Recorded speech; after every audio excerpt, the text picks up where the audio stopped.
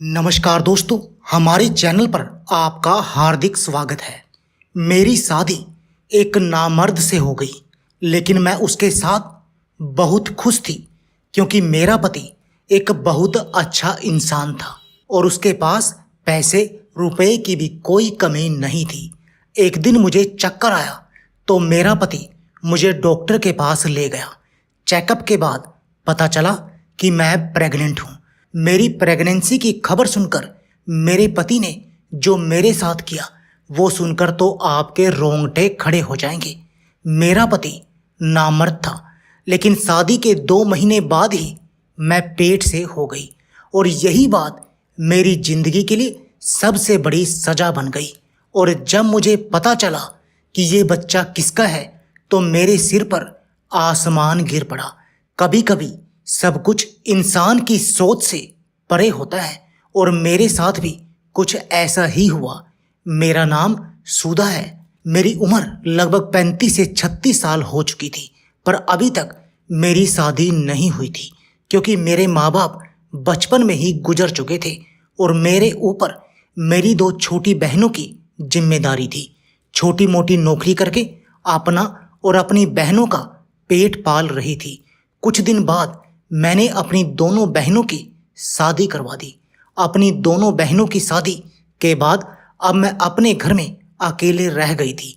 माँ बाप का साया तो बहुत पहले ही छूट गया था और अब तो मेरी बहनें भी पराई हो चुकी थी। अकेलेपन की वजह से अब मुझे भी किसी के साथ की ज़रूरत थी। मुझे अपनी ज़िंदगी में ऐसे साथी की ज़रूरत महसूस होती जो मेरी तन्हाई को दूर कर मेरी ज़िंदगी को खुशियों से भर दे। पर मेरे घर में कोई था ही नहीं और मेरी उम्र ज़्यादा होने की वजह से मेरे लिए कोई रिश्ते भी नहीं आते। मेरे दिन कुछ यूं ही गुजर रहे थे कि एक दिन हुआ कुछ यूं कि एक दिन मैं बाजार गई थी तो वहाँ पर मेरी बहुत पुरानी सहेली मिल गई। हम दोनों एक दूसरे से बहुत दिन बाद मिले थे। उसकी शादी हो चुकी थी और उसके बच्चे भी हो गए थे। उसने अचानक मेरी शादी के बारे में पूछा तो मैंने उसे सब कुछ बता दिया। बातों ही बातों में उसने बताया कि उसका एक भाई है जिसकी उम्र लगभग 40 साल के करीब हो गई है। उनकी शादी हुई थी पर उनकी पत्नी इसलिए उन्हें छोड़कर चली गई क्योंकि उसका भाई अपनी पत्नी को औलाद की खुशी नहीं दे सकता था। मेरी सहेली के घर में पैसे रुपए की कोई कमी नहीं थी, बस एक कमी थी तो उसके भाई में कि वो औलाद पैदा नहीं कर सकता। अभी वो मुझसे यही सब बातें कर रही थी कि मेरे मुंह से अचानक निकल गया कि तुम अपने भाई की शादी मुझसे करवा दो और मैं तुमसे वादा करती हूँ कि कभी भी मैं तुम्हारे भाई को छोड़कर नहीं जाऊंगी और न ही उनसे किसी बात के ताने दूंगी।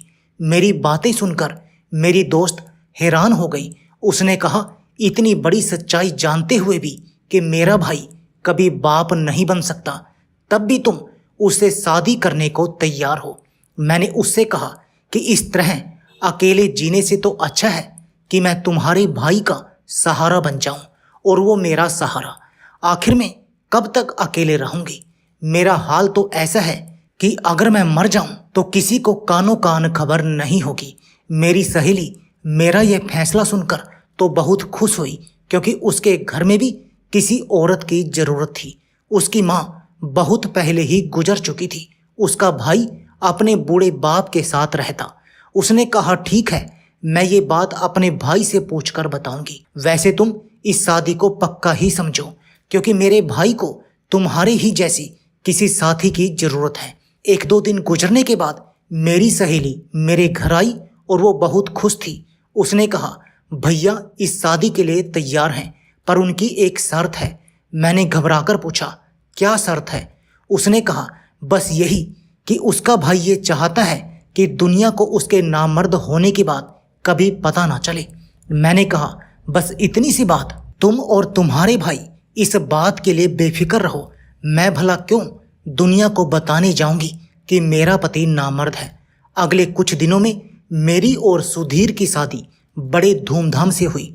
लोग तो ये देखकर हैरान थे कि एक अकेली लड़की का कैसे इतना अच्छा रिश्ता मिल गया। मैंने ये बात अपनी बहनों को भी नहीं बताई थी कि मेरा पति नामर्द है। मेरे पति का ये राज मेरे सीने में दफन होकर रह गया था। मैं दुल्हन बनकर सुधीर के घर गई तो मैं ये देखकर हैरान थी कि सुधीर का घर तो एक आलीशान बंगला था। मैं अपनी शादी से बहुत खुश थी क्योंकि मैंने तो सपने में भी नहीं सोचा था कि इतने अच्छे घर में मेरी शादी होगी। मेरा कमरा बहुत अच्छे से सजाया गया था। सुहाग की सेज पर बैठी हुई मैं अपने पति सुधीर का इंतजार कर रही थी, पर सुधीर जब कमरे में आई तो उनके अंदर एक झिझक थी। सुधीर अपने अंदर की उस कमी को लेकर परेशान थे। मैं एक मैच्योर औरत थी, इसलिए मैंने ही पहल की और उनका हाथ पकड़कर उन्हें यकीन दिलाया कि ये बात कभी भी हमारे कमरे से बाहर नहीं जाएगी और न ही मैं आपको इस बात के लिए कभी कुछ कहूँगी। मेरे इतने कुछ कहने और समझाने के बाद सुधीर का चेहरा खिल उठा। उन्होंने मेरा हाथ चूमते हुए मेरे हाथों में तोहफे के रूप में अंगूठी पहनाई और कहने लगे कि तुम्हें देखकर लगता है कि अब मेरी जिंदगी में मुझे सब कुछ मिल गया। मुझे भी कुछ ऐसा ही लग रहा था कि मैं अपनी जिंदगी में अब बहुत खुश हूँ, मगर मुझे क्या पता था कि आने वाला वक्त मेरे लिए मेरी जिंदगी का आजमाइश साबित होगा। मैं और सुधीर अपनी जिंदगी में बहुत खुश थे। सुधीर ने मुझे इतना प्यार दिया कि मैं उनके साथ बहुत खुश थी। सुधीर ने मुझे अपनी पहली पत्नी के बारे में सब कुछ बताया।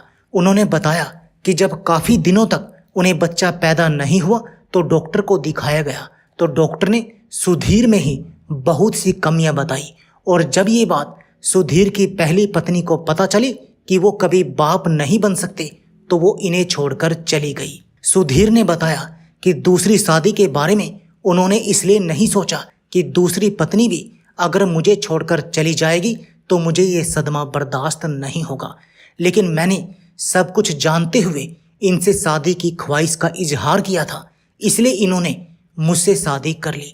मेरे दिल में भी बच्चे की तमन्ना थी, पर मुझे यह बात बहुत अच्छे तरीके से पता थी कि मेरा पति मुझे औलाद नहीं दे सकता, इसलिए मैंने औलाद की ख्वाहिश को अंदर ही मार दिया और सुधीर को यकीन दिलाया कि मैं आपसे कभी बच्चे की ख्वाहिश नहीं रखूंगी। हर गुजरते दिन के साथ मैं सुधीर के घर में अपनी जगह बनाती जा रही थी। मैं सुधीर और उनके पिता की खूब सेवा करती। शाम के वक्त हम सब एक साथ बैठकर चाय पीते। सुधीर को ऑफिस से आने में लेट हो जाता, इसलिए मुझे बोरियत महसूस होती तो मैं अपने ससुर जी से बातें करती। उनका भी दिल बहल जाता और मेरा भी वक्त गुजर जाता। मेरी शादी को 2 से 3 महीने गुजर चुके थे, पर कुछ दिनों से मुझे महसूस हो रहा था कि मेरी तबीयत कुछ ठीक नहीं है। एक दिन हम सब खाने की टेबल पर बैठे हुए थे, तभी अचानक मुझे चक्कर आया और मैं गिरते गिरते बची। मेरी हालत देखकर सुधीर ने मुझसे कहा, लगता है कि तुम बहुत कमज़ोर हो गई हो, अपने खाने पीने का तो ख्याल रखती नहीं हो। ठीक है, खाना खाने के बाद हम तुम्हें डॉक्टर के पास लेकर चलेंगे ताकि तुम्हें डॉक्टर कुछ ताकत की दवाइयाँ दे दे कि तुम खाना अच्छे तरीके से खाने लगो और तुम्हारे अंदर की कमजोरी भी दूर हो जाए।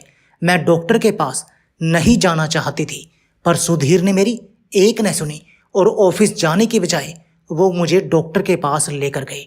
डॉक्टर ने मेरा चेकअप किया और चेकअप करने के बाद डॉक्टर ने जो बात बताई उसे सुनकर तो हम दोनों पति पत्नी सन्न रह गए। डॉक्टर ने बड़ी खुश होकर ये खबर सुनाई थी, पर यह खबर सुनते ही हम दोनों के चेहरे की हवाइयाँ उड़ गई। मैं और सुधीर बहुत ही अजीब नज़रों से एक दूसरे को देखने लगे, क्योंकि मुझे और सुधीर को ये बात बहुत अच्छे तरीके से पता थी कि सुधीर कभी बाप नहीं बन सकते। तो फिर ये बच्चा किसका? आखिर मैं प्रेग्नेंट कैसे हुई? डॉक्टर के हाथ से सुधीर ने रिपोर्ट ली और बिना कुछ कहे बाजू से मुझे पकड़कर गाड़ी तक ले आए और इतनी तेज रफ्तार में गाड़ी चलाई कि मेरी चीख निकल गई। मुझे भी कुछ समझ में नहीं आ रहा था कि आखिर हो क्या रहा है। हम दोनों घर पहुँचे तो मेरे ससुर जी हमारे इंतजार में बाहर बैठे हुए थे। हम दोनों को घर आता हुआ देख फिक्रमंदी से पूछने लगे, अब बहू की तबीयत कैसी है? डॉक्टर ने क्या कहा? सुधीर के गुस्से का पारा हाई था। उन्होंने गुस्से में कहा कि आपकी बहू प्रेग्नेंट है, जबकि यह बात मैं बहुत अच्छे तरीके से जानता हूँ कि ये बच्चा मेरा नहीं है। सुधीर की बातें सुनते ही मेरे ससुर जी हैरानगी से कहने लगे, तुम ये कैसी बातें कर रहे हो? मैं हाल में पड़े बेड पर ही ढह गई, क्योंकि मुझसे इससे ज़्यादा बर्दाश्त करने की हिम्मत नहीं थी। मैं बेकसूर थी, लेकिन मेरा पति चीख चीख कर मुझे बेइज्जत कर रहा था। सुधीर की बात सुनकर मेरे ससुर जी गुस्से में कहने लगे, थोड़ा सोच समझकर बात किया करो, और इस तरह अपनी पत्नी पर इल्ज़ाम लगाने से पहले कुछ तो शर्म करो। अपने ससुर की बातें सुनकर मुझे थोड़ी हिम्मत मिली और मैंने रोते हुए सुधीर से कहा कि मैं नहीं जानती कि ये बच्चा मेरे पेट में कैसे आया, लेकिन मैं इतना जरूर जानती हूँ कि आपके सिवा मेरी जिंदगी में कोई नहीं है।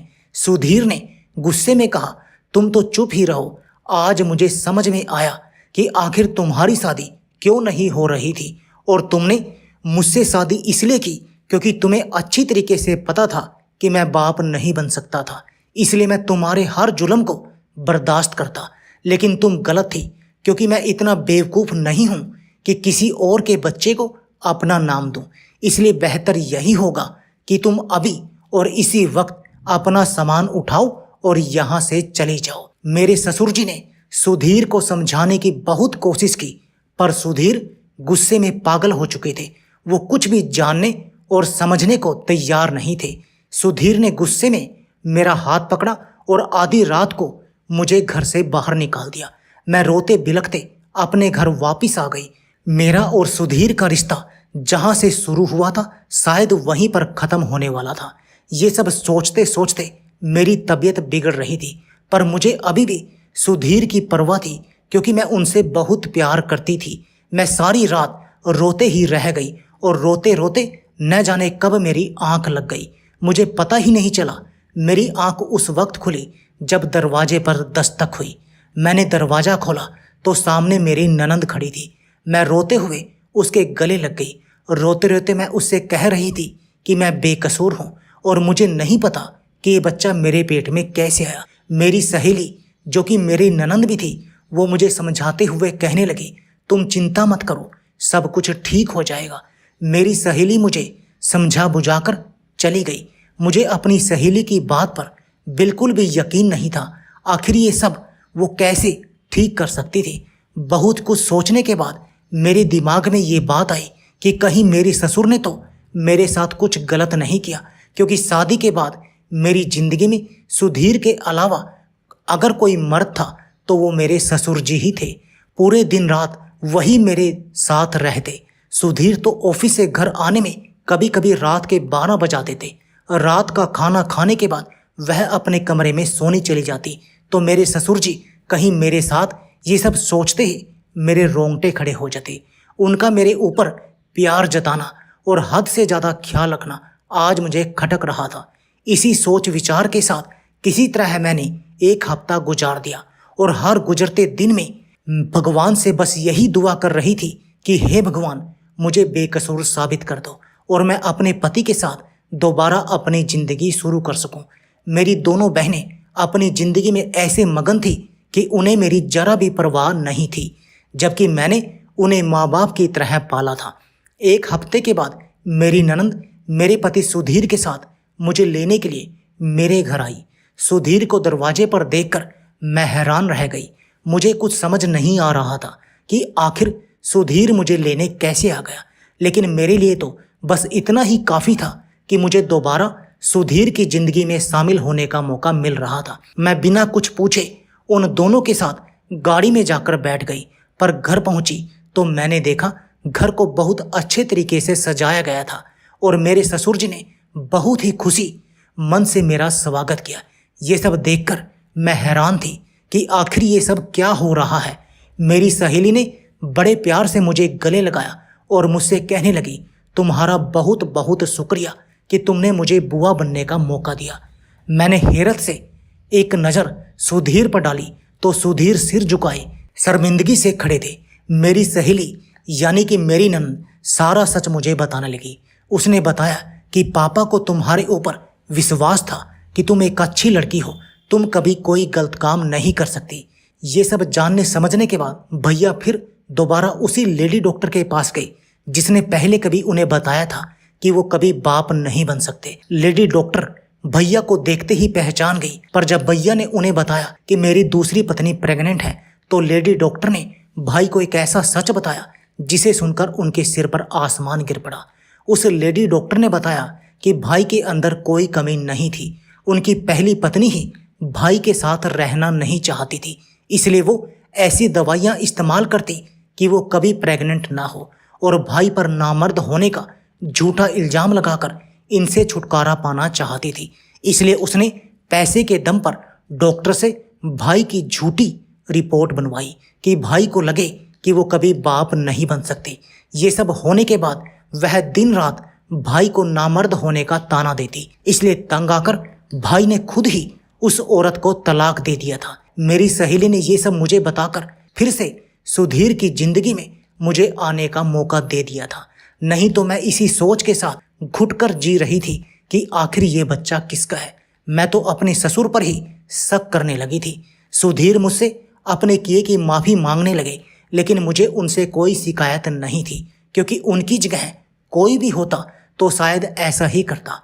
मेरे घर आने की खुशी में मैंने और सुधीर ने मिलकर केक काटा था और मेरे ससुर और मेरी सहेली ने हमारे अपने होने का फर्ज निभाया था।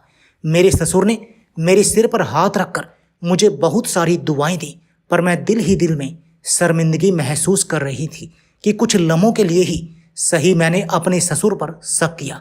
हमारे रिश्ते कितने नाजुक होते हैं, जिन्हें बहुत प्यार से संभाल कर रखना पड़ता है। कभी कभी इंसान की मामूली सी गलती से हमारे रिश्ते शीशे की तरह टूटकर बिखर जाते हैं। तो इस कहानी के बारे में आपकी क्या राय है, कमेंट करके ज़रूर बताइएगा। दोस्तों, आपको हमारी ये कहानी कैसी लगी, आप हमें कमेंट बॉक्स में ज़रूर बताएं। यदि आपके पास भी ऐसी कोई प्यारी सी कहानी है या फिर ऐसी कोई कहानी जिससे कुछ शिक्षा मिले, तो आप हमारे साथ उसको ज़रूर शेयर करें।